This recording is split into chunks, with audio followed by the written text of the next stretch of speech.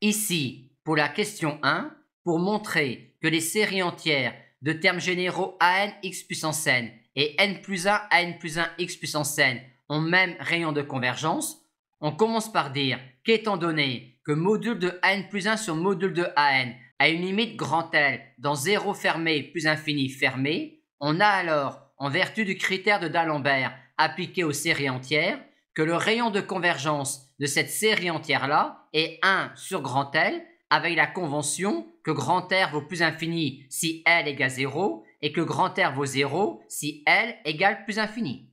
Mais alors, quand on note Bn, le coefficient de cette série entière-là, et que l'on calcule module de Bn plus 1 sur module de Bn, on trouve alors une quantité qui tend également vers grand L quand n tend vers plus infini.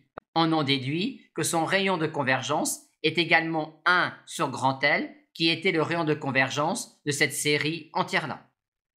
Dans la question 2, on nous demande de démontrer que la somme d'une série entière de rayons de convergence grand R est de classe C1 sur moins grand R ouvert.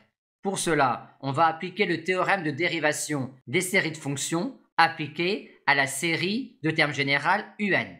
Hypothèse 1. Par définition même du rayon de convergence d'une série entière, la série de fonctions de termes général UN converge simplement sur moins grand R ouvert. Hypothèse 2. Pour tout n, UN est de classe C1 sur moins grand R ouvert, et la dérivée de UN est celle-là pour n supérieur ou égal à 1 et vaut 0 si n égale 0.